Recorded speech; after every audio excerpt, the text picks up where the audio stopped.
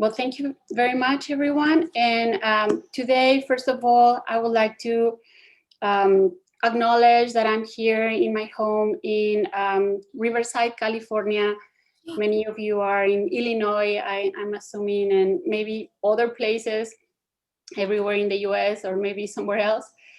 But I would like to just respectfully and gratefully acknowledge and recognize our responsibility to the original and current caretakers, in this case, here in Riverside, of this land, water, and air, the Cahuilla, Tongva, Luiseño, and Serrano peoples and their ancestors and descendants, past, present, and future.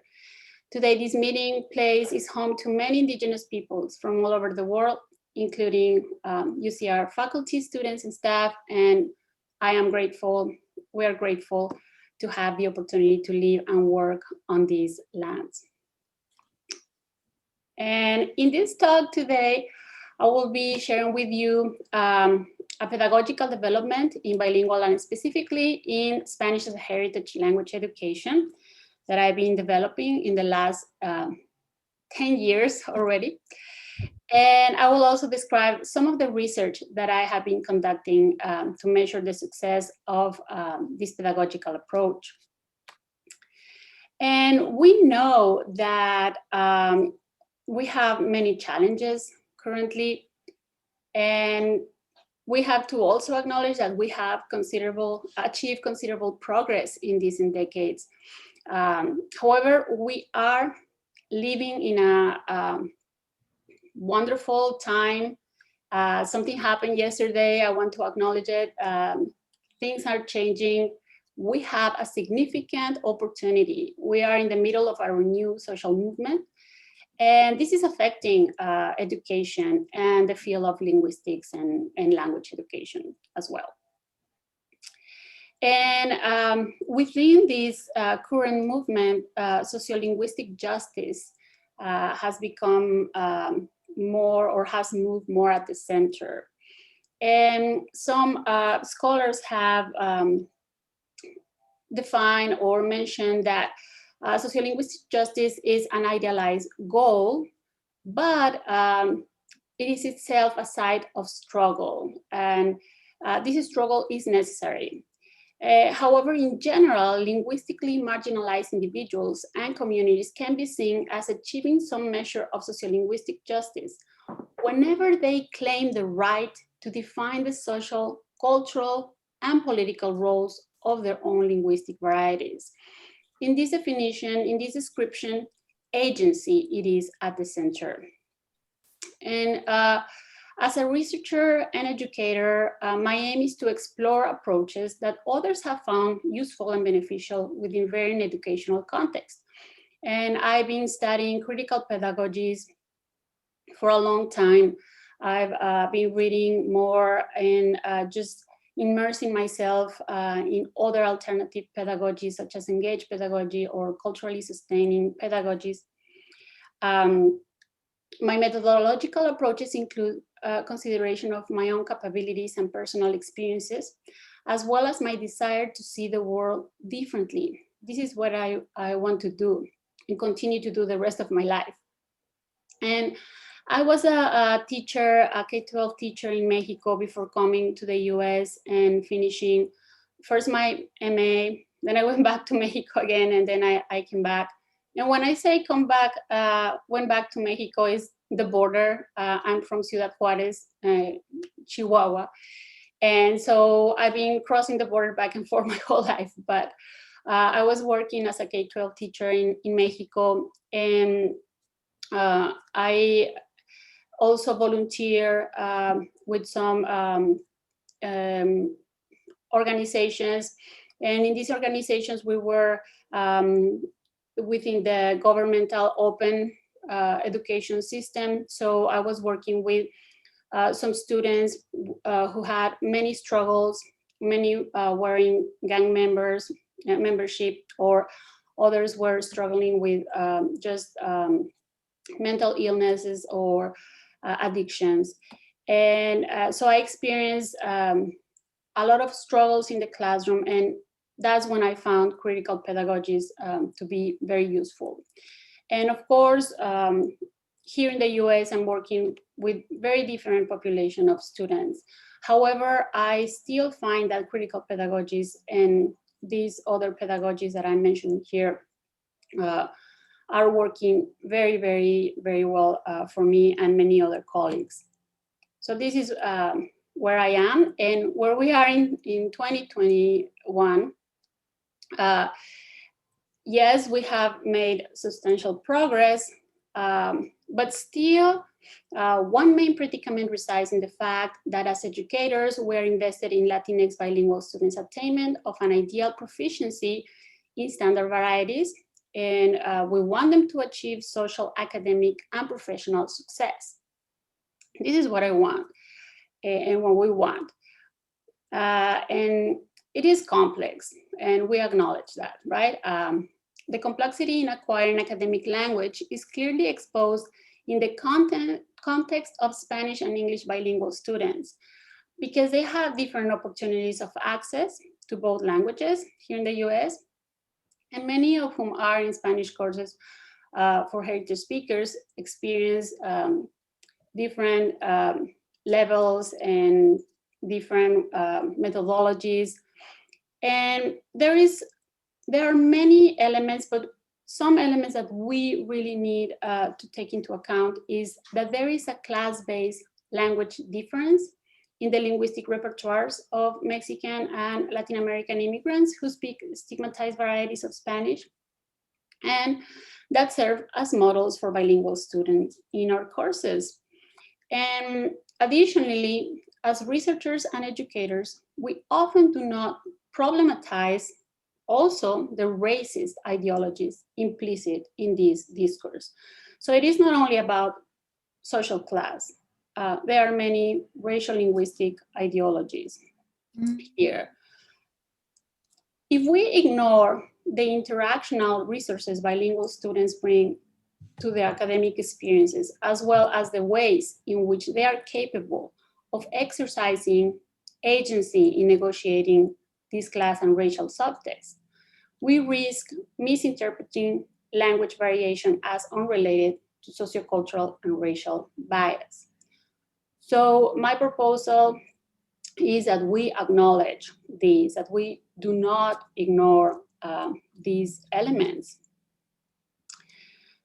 Making these classes and racial linguistic dynamics of students' own and others' language use an explicit learning objective in its own right is central to fostering the critical pedagogical materials and curricula we are proposing to develop here.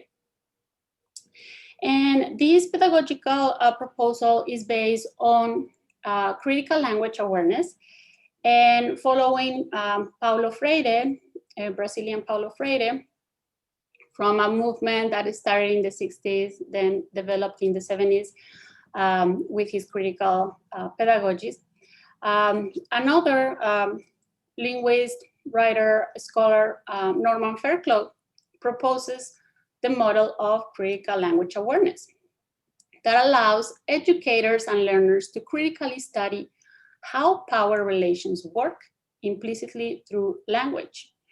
And critical language awareness allows us to deconstruct the ideologies behind language forms, ideologies of race, class, gender, and other intersectional elements. And what is at stake in developing this type of critical literacy in the language classroom is to increase students' critical knowledge and not just their awareness. What I'm proposing here is that we focus not only on the language, critical language awareness, but on the historical, cultural, political, and social dimensions of language use.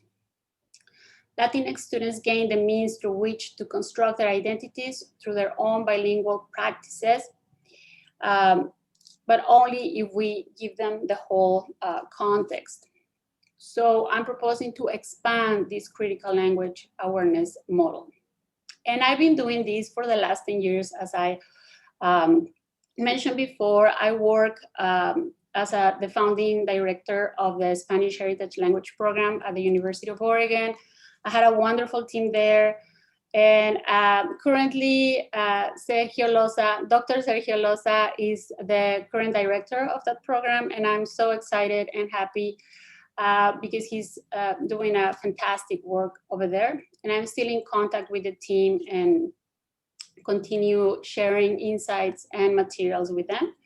However, I've moved to UC Riverside, and now I'm continue collaborating with this team of wonderful scholars, women from the Midwest. My colleague Monia Cabal, Annalisa Taylor, and Luz Idi Hernandez, and we are developing this pedagogical approach. We started our collaboration since I was at the U of O, and we're continuing now that I am in Riverside. So I've not been doing this alone, and this, I want to emphasize this. We shouldn't be alone, struggling, trying to find out the best ways of teaching our students. We can collaborate. So through many meetings, workshops, meetings like this one, bringing speakers, we trained for a long time. We have been training for a long time. And we agreed that we need to make critical pedagogy accessible and created a national network of educators dedicated to taking direct action towards social justice. And for us, after many reflections, we agree that non-academic outcomes are as important as academic ones. So students' racial identity and sense of belonging are a priority in our approach. GPA is important, how they perform in class is important, but for us, non-academic outcomes are as important as well. And let me start giving you examples, concrete examples of all these, right? I'm speaking in a little bit more abstractly about methodologies and language awareness, but what do we do in the classroom, right? Exactly. So this is an example of exercise, an exercise that is, it could be the first exercise after your icebreaker in a class. And of course, you can adapt this to different levels.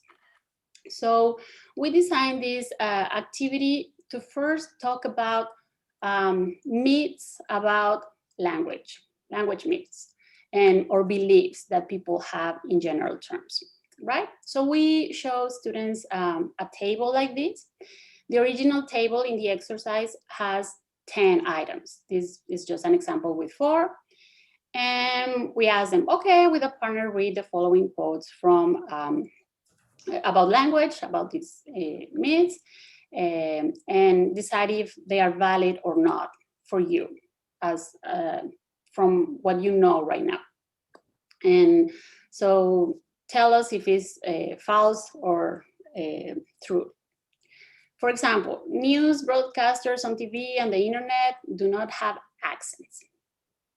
And a lot of people believe this, right? Because they speak in the quote unquote most normalized way or standardized way. Another example would be for Joanna is not doing well in math because her dad speaks to her in Spanish and her mom speaks to her in English, etc., right? So we give them these phrases and they report back to us what they think, we discuss them, what do you think? And then we ask them for step 2 to read about these myths. And we pick this reading, 10 myths about language busted by linguists, but you can have another reading, right? There are many readings and good readings that dismantle these myths. So after reading these, it is just like 2 pages or 3 pages. It's not a long reading. In teams, they have to answer step 2 and they have to correlate with the myths, these sentences with the myths. And the myths are, for example, myth 2, only other folks have accents. And then that will correspond to number 1. Maybe sentence number 4, English and Spanish are more developed language than Zapotec and Mixtec because they have produced more literary works. So that will correspond with number 5, some languages are primitive. And then we discuss this, right? And we bring the awareness of all these myths about language. So this is a really meta-linguistic conversation that fosters this critical language awareness in students. Another example of what we do in the classroom is just talk about colonization, right? Openly, provide the historical context, all the elements, not in a very extensive way, but maybe in relation to language and how language, standardized language and La Real Academia has been founded and et cetera, et cetera. And then we talk about decolonization. So decolonization refers to the process of recentering the points of linguistic, cultural, and political reference from the Eurocentric perspective and the realities of the people who live in places that experience colonization. For example, the Americas, Latin America, or here in the US.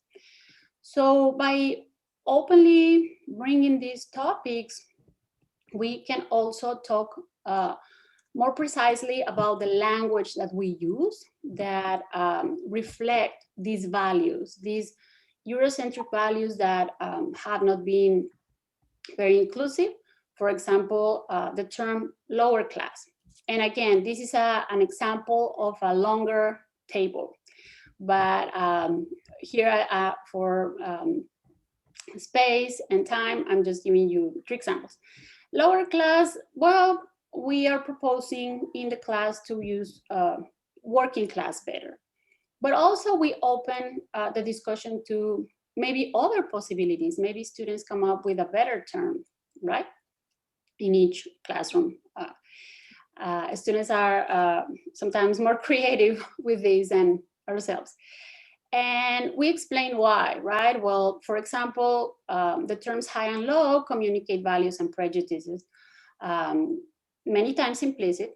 So working class is a more neutral form we can use to refer to a socioeconomic group with less access to economic and cultural capital. And here we are dismantling the myth of meritocracy, right? And so on and so forth. So we talk about saying bad English, bad Spanish might not be the best way, right? Let's talk about access, linguistic access, how some varieties are more privileged than others because they have more power, and so on and so forth. So this is a way of bringing critical language awareness. And of course, maybe you're already thinking about other ways, right? Other words, other examples that you could use. So the point with this is to valorize, but also provide legitimacy to the language that our communities use, Latinx communities use. Educators must not only promote linguistic valorization, but also advocate for the validity of their students' full linguistic repertoires in a wide range of social contexts, including not only the domestic, but also formal and public domains. It is important that we tell students, well, the way you speak, the way we speak, we can use it also in other contexts. Politicians use the language of their communities as well in formal contexts. It's just that they find ways and moments where to use it. And this is important because it is not only important that we tell them your language is valid, but that we use it and legitimate these uses in the classroom. And here there is an important component of agency. sometimes we feel that we don't have agency, that we have to follow this curriculum and or this textbook or this program, but we can make changes, and allowing for teacher and student agency should be understood as a commitment to continue self-reflection. It doesn't mean that we are going to change to these exercises, for example, that I show you. We should always be questioning these things and creating new ones, and maybe adjusting, right? We should be in continuous reflection. So critical literacy acknowledges multiple access of knowledge and difference production. Teachers must become border crossers along with their students. Teachers cannot engage in students' transformation without first moving beyond the teacher's self, allowing disagreement, disharmony, and dissonances within the self and with students. This methodology is not the easiest one, I would say, but it is good. Let me tell you more about this. So after many years working with this, I proposed this critical literacy immersed in a sociocultural linguistic context. So based on previous research I've done and other previous research that it has been done in language, I propose this term, critical sociocultural linguistic literacy. And this proposal has evolved within our research and pedagogical team to allow language students to exercise their own sociolinguistic agency and negotiate their own process of identity formations within their own particular context. Let me tell you, I am not teaching the same in Riverside, California, as I was teaching before in Oregon. I have had to adjust. CSLL challenges researchers, educators, and learners to analyze ethno-racial, gender, and class antagonisms that only become comprehensible when analyzing intersectional social structures. And it goes beyond the social critique present in original critical pedagogies and critical language awareness approaches that were based only mostly on class analysis. So we want to acknowledge all the multifaceted intersectional identity formation, as well as multiple opportunities across campus, across schools, and in the community toward literacy and language development. And so we take into account, as I was saying at the beginning of the talk, racial linguistic ideologies and other intersectional factors such as gender and ability, indigeneity, etc. And it is very important that we not only change our practices in the classroom, but it's not going to be congruent if we don't change the assessment. So from the beginning, our team understood that we were attempting to ensure linguistic validation, legitimation, inheritance, access, and expertise, but we needed to change how we assess students. And let me tell you, this was difficult, right? We were still being invested in traditional ways, but we consciously questioned these traditional learning objectives, and these at the end genuinely transform our pedagogical practices. It is not an easy path, but at the end, it is a much honest, let's say. So how do we, did we change this assessment? We proposed this way, and we came up with 4 categories of can-do statements for critical sociocultural linguistic literacy. The first one is related to implicit language ideology. So taking the actual can-dos, we thought, well, this is great because it is centered on the student's agency.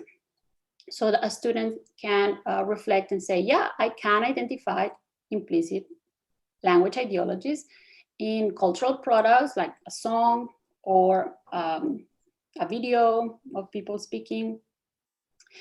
The second sphere or element is the historical events and context, as I mentioned before, right? It is not only that we focus on the language forms, but explaining the whole social context around it with historical facts.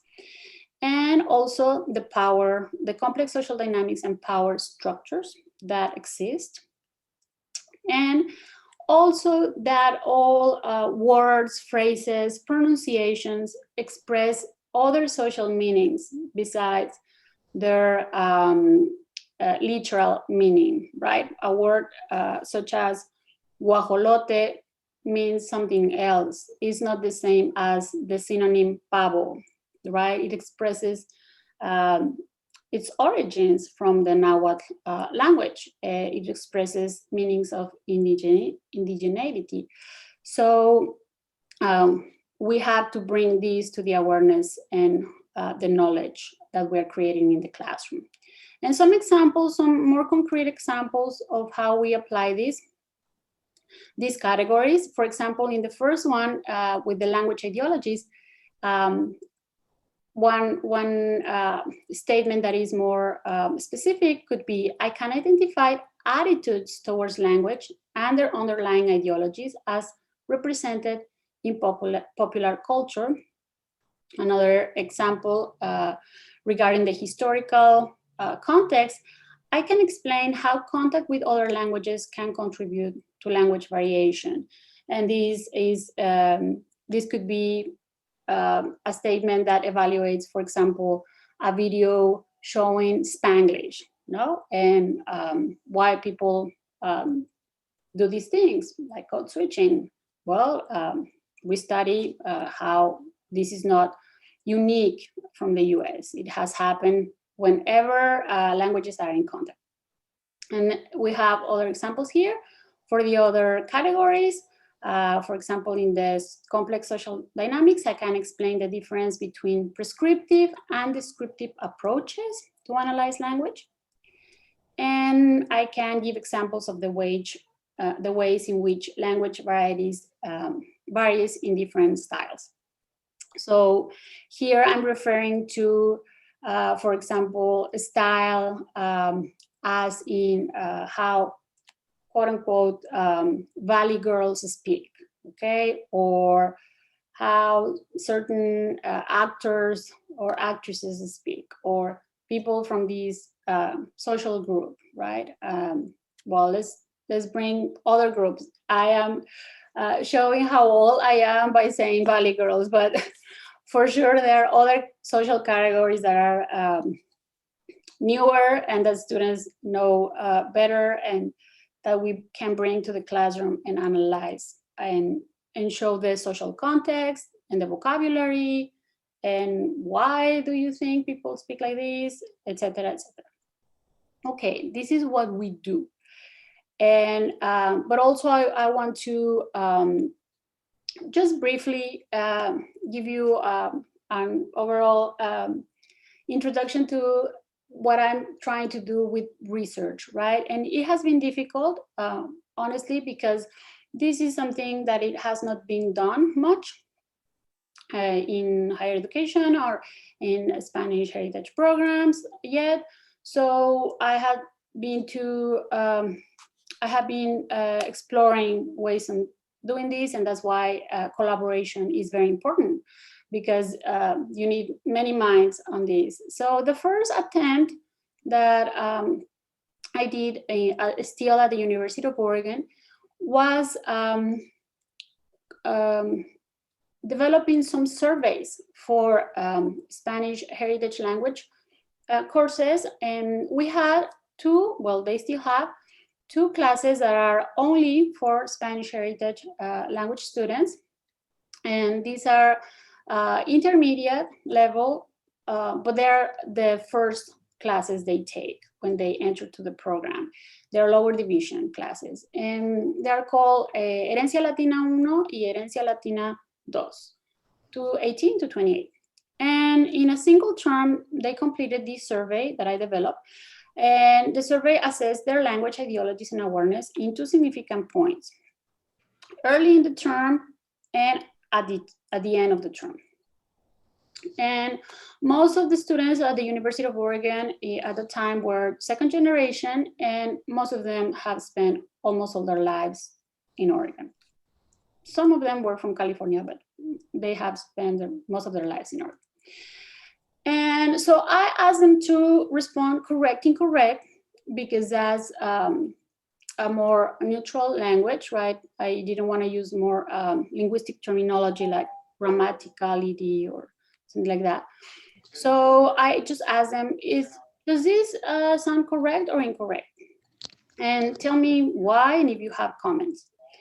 So I developed 30 phrases the students evaluated, including words from different categories of stigmatization. So we know that words such as porche that come from English and we have adapted to Spanish are many times prohibited in the classroom, or just they are stigmatized, right? Because they come from English.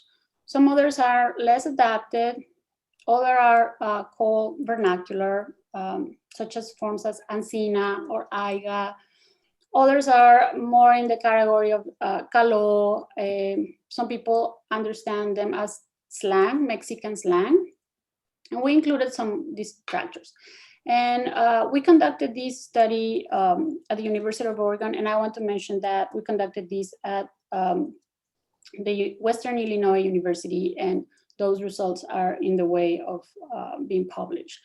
But this is first from the University of Oregon. So these are the sentences.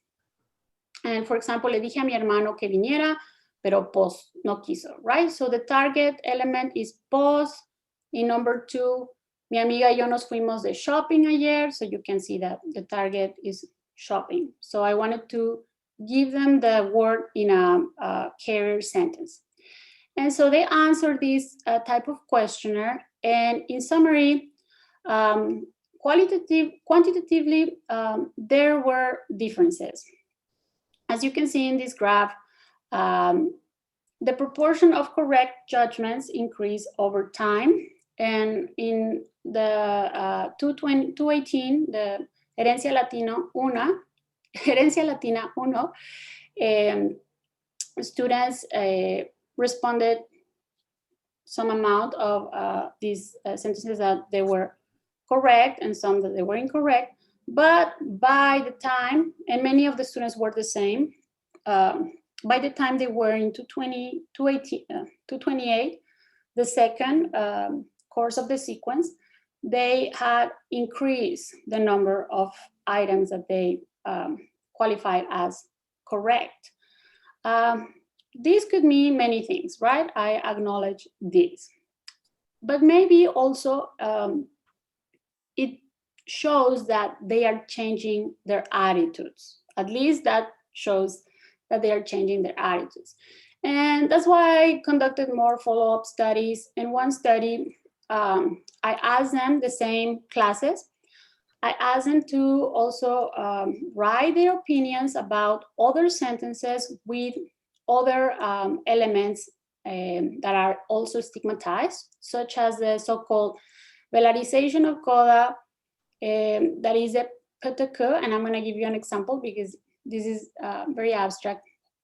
And also the redundancies, like when we say, súbete para arriba, right? Well, if you are going para arriba, you don't have to say súbete. So the redundancies are also stigmatized in Latin America, Spain, and many places. But a lot of our students say this, and I sometimes say this. So one example of the other, the velarization, is the pronunciation of, for example, Pepsi as Pepsi, and I have a video here to show you of an advertisement in Argentina. So this is very spread across all over the Spanish-speaking world, okay? It's not just our students, it's everywhere, or the United States, it's everywhere. Mostaza, ¿se dice Newells o Newells? Newell's 같이 번역이에요. Si tomas Pepsi, ahorras. Si tomas Pepsi, también. Con Pepsi, la comida de avión no parece comida de avión. Si tomas Pepsi, ahorras. Si tomas Pepsi, también. Mostaza, ¿es offside u orside? Para mí es offside, sin duda. Si tomas Pepsi, ahorras. Si tomas Pepsi, también. Okay, so you get the idea. And also we decided to include this because we recognize that students themselves sometimes make fun of their parents speaking as second language as speakers of English.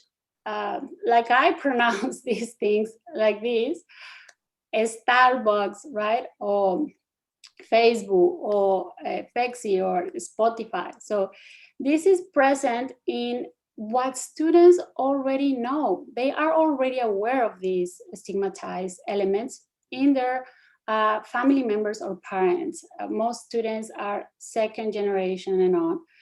And so I was observing how they were making fun of these forms. So I say, oh, okay, let's include them in the study and see their awareness about this and what they say. And so I developed this questionnaire. For example, the phrases that carry these elements where algunas personas escuchan mal cuando pronuncian algunas palabras como Pepsi en lugar de Pepsi, etcétera, etcétera. And so I want to show you here the qualitative results that are very interesting. So at the beginning, again, it's not that they were too aware. Por ejemplo, yo he escuchado todos de estos ejemplos y no suena mal, right? This reveals some of the struggles that students may experience while trying to learn to avoid using the marginalized variants. So we have to take into account this, that sometimes we tell them in class, well, this is wrong, or don't say this. But if they don't have the awareness, they may feel confused, right? Or they may feel like, why is this bad if I use it all day or all the time? And in the second group, the first time they show more critical awareness in language ideologies, as I show in the quantitative graph. For example, some people have accents and I catch what they are trying to say is an accent, not bad education. So this already reflects what we have been talking about in class. They say, oh, it's an accent. There are different accents. Or no puedes discredit gente just because of how they speak. And this sentence obviously shows an attitude, right? I think that we cannot know, but the student might be just showing some attitude there, like, I'm gonna do Spanglish here. And in the second group, at the end, we observe more awareness. Por ejemplo, mi padre dice palabras como pizza y Pepsi y él sabe todo de inglés y español. Si alguien es bilingüe, nadie puede decir que no son inteligentes con los lenguajes. So he or she is already defending her posture. And what is correct? Spanish, and who gets to decide? Already asking, right? Challenging these ideologies. And some other comments reflected even greater critical awareness. La persona que mezcla inglés con español es muy inteligente y todos tienen una identidad. No más porque mezclas los dos idiomas no dice que no tienes una identidad. So again, showing some agency and challenging these ideologies. However, I want to say that this is a long process. And these statements do not mean that students have already changed their own language ideologies, right? Because some other students say, well, todos aprendimos español y como en diferentes maneras y como en todo, algunos hablan mejor que otros. This person is still saying, well, there are some better ways. So this is a long process. And also in this sentence, we can see, I know my Spanish is not excellent, but that is why I'm taking Spanish in order to improve. So the ability of a speaker to become more aware of her own language ideologies is a long process, and deciding to change them or their language use may take time or never happen. And this is part of allowing agency. If the student wants to use only standard language, which we also teach, well, it's their own choice, right? We are not here to create another paradigm of telling students what to do, being condescending or patronizing them or taking decisions for them. They can take their own decisions, but more informed.